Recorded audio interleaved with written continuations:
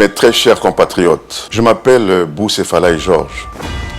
Je suis licencié en physique théorique et mathématiques de l'Université libre de Bruxelles. J'ai passé 22 ans à la GECAMINE Exploitation, 3 ans au cabinet du président Laurent Désiré Kabila en tant que directeur de cabinet, 3 ans comme ministre de l'Énergie, 3 ans comme sénateur, après quoi je suis entré dans le secteur agricole et bancaire comme administrateur et président du conseil d'administration de plantation et huileries du Congo. Mais la base de mon travail pendant tous ces moments-là, c'est le christianisme vécu réellement à partir de Lubumbashi où j'étais à la GECAMINE. C'est-à-dire le caractère chrétien m'a soutenu pour rester un homme intègre, incorruptible, conscient de ses responsabilités devant le peuple et devant la nation. C'est ainsi que j'ai défendu, dans le cadre des veilles patriotiques, pour ceux qui le savent, la liberté de notre pays, les bonheurs et le bien-être de sa population. Aujourd'hui, je suis candidat numéro 8 dans l'élection présidentielle en cours. Chaque vote que vous allez faire, vous allez engager notre pays pendant les 5 prochaines années. Ceux qui vous ont amené des cadeaux, de l'argent, etc., ils n'étaient pas là avant la campagne électorale. Et ils ne seront plus là après la campagne électorale. Mais moi, je serai avec vous.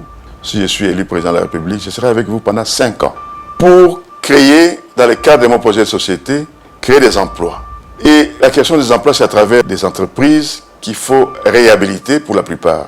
Je vais faire tout pour que le portefeuille de l'État soit garni en amont et en aval. Vous savez que ce portefeuille de l'État, c'est la caisse de l'État à la Banque centrale du Congo. En amont, il y a des fuites. En aval, il y a des fuites. Et ces fuites ne permettent pas à l'État de jouer son rôle social et son pouvoir régalien. Pouvoir régalien pour bien payer l'armée, la police, l'administration publique et les agences publiques.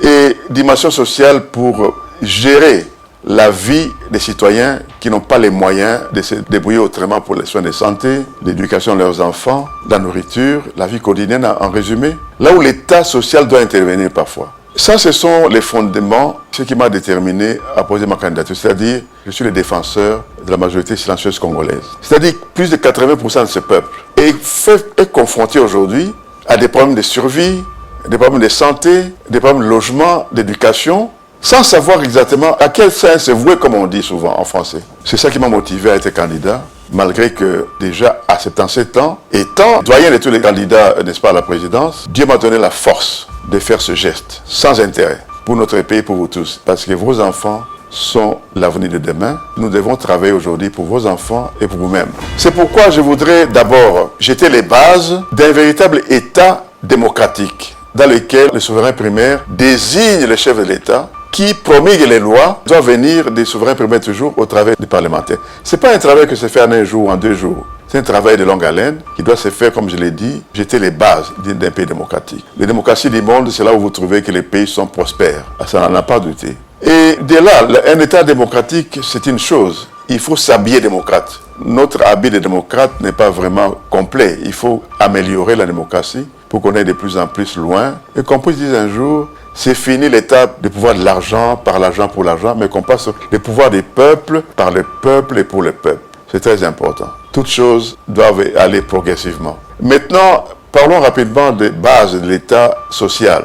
Il n'y a pas d'État social solide, ou un État où il y a un pouvoir régalien solide, sans une économie prospère. Vous savez que l'économie, pour qu'elle soit prospère, il faut qu'elle rapporte de l'argent à l'État, donc aux taxes à l'État, par la politique de taxation qui soit nourrie. L'État a un portefeuille. Ce portefeuille peut être garni mieux qu'aujourd'hui. Et bien, dans mon projet de société, je tiendrai à ce que le portefeuille de l'État soit garni réellement. Vous savez aussi que notre pays vit avec des aides étrangères sous forme de prêts. Ces prêts sont très lourds. Je ferai tout pour négocier soit leur annulation, soit leur réduction pour permettre à l'État de récupérer les remboursements et les mettre au service d'un État social et d'un État avec son pouvoir régalien, comme je l'ai dit tout à l'heure. Nous avons, dans mon projet économique, particulièrement la relance des infrastructures communautaires, que ce soit en termes d'électricité, des certes d'eau, ou en termes de routes d'intérêt agricole, des routes d'intérêt provincial, des routes d'intérêt national. Chaque projet dans son cas particulier. Sans route, sans chemin de fer qui opère optimalement, il n'y a pas d'économie possible. Donc l'État devra faire un effort particulier pour réhabiliter ces infrastructures de manière générale. Vous savez que quand on fait les transports aériens des marchandises de consommation courante, les prix augmentent en flèche. C'est ce qui se passe. Alors que vous pouvez cultiver partout dans le pays avec l'appui du gouvernement. Je voulais parler en particulier des ONG. Quelle est l'origine des ONG? Les étrangers donnaient des assistances sociales à notre pays mais l'argent disparaissait. Surtout après la crise de 1974, une crise qui était due à la crise pétrolière. Quand ils ont vu que l'argent disparaissait, ils ont encouragé les ONG. Les ONG, je suis heureux que les ONG aujourd'hui s'occupent des moins nantis, de laisser pour compte. Eh bien, je crois qu'il faudra, je vous annonce mon projet de société, l'État devra subvenir aux besoins de ces ONG pour améliorer les conditions de cette catégorie de population qui ne savent pas vraiment où mettre leur tête. Les mamans veuves, les filles mères, les enfants abandonnés. Depuis la crise de 1974 où on avait à réaliser les choses, ne revenons pas là-dessus. Parce que chaque président de la République qui est venu à ce pays a eu quelque chose qu'il a laissé. Des positifs, nous devons les garder. Mais ce qui est détruit, nous devons les reconstruire. Et je pense maintenant à l'État laïque. Je pense que l'État laïque, c'est un État dans lequel il y a une liberté de conscience religieuse. Je pense que l'État ne peut pas être indifférent dans l'encouragement des religions à former les meilleurs citoyens. Parce que c'est eux qui ont ce rôle-là, former les meilleurs citoyens, mais non pas les jeter dans la rue contre les lois établies qui protègent aussi les libertés individuelles. Je voudrais parler maintenant d'un État culturellement neutre, c'est-à-dire dans lequel les différentes ethnies qui ont aussi notre pays vivent en paix les unes après les autres. À ce sujet, j'ai un grand projet économique que j'appelle des chaînes de valeur interprovinciales, de manière à ce que les matières premières produites dans une province soient transformées en produits de semi-finis dans une autre province et en produits finis dans une troisième province. De manière à ce que les produits finis soient commercialisés à partir des bourses de travail. Il y a des bourses à Tokyo, il y a des bourses aux États-Unis, il y a des bourses dans les grandes villes européennes. Il est temps qu'il y ait des bourses de travail également dans notre pays. Musée Laurent Désiré Kabila avait révélé ça. Je voudrais, moi, en jeter les bases pour que nos enfants puissent en bénéficier dans l'avenir de notre pays. Je ne suis pas là pour m'accrocher au pouvoir sans raison, mais je suis là pour participer avec vous tous. Nous devons développer notre pays à nouveau. Les matières premières, nous les avons. Nous avons des agents, des personnes compétentes, mais il nous faut une discipline de travail nouvelle. Il nous faut la politique absolue de dire l'homme qu'il faut à la place qu'il faut. Quand on regarde nos sœurs concitoyennes, nous devons considérer qu'il n'y a pas de différence entre un homme et une femme au point de vue intellectuel. Il faut donner à chacun et à chacune la même chance égale dans les études, la même chance égale dans les progrès économiques, la même chance égale en tout endroit, sauf que les couples sont des lieux où se propage la vie paisible dans l'environnement. Quand il y a des problèmes dans les couples, eh bien, les problèmes se propagent aussi dans l'environnement. C'est le rôle de l'éducation à partir des églises, à partir de toutes les organisations de la société civile, pour que nous puissions construire ensemble un pays stable.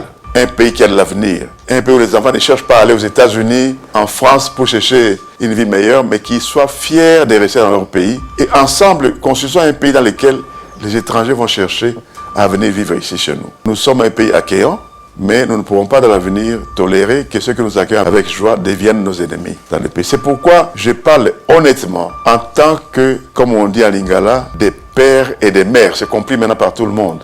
Il n'y a pas de honte à le dire. Ce sont les des pères et des mères qui sont capables de vraiment défendre les intérêts de ce pays.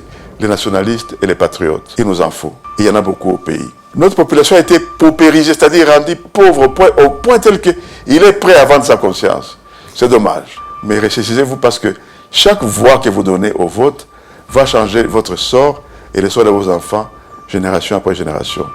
En fait, ensemble, nous puissions chanter l'hymne national congolais qui est très riche en volonté de développement, mais qui aujourd'hui est encore au frigo. Ouvrons ces frigos-là pour le réchauffer, pour que tous ensemble, avec nos immenses richesses, en collaboration avec les étrangers, dans un système de partage équitable et revenu, de sorte que nous puissions bâtir un pays plein d'avenir pour toutes les générations futures.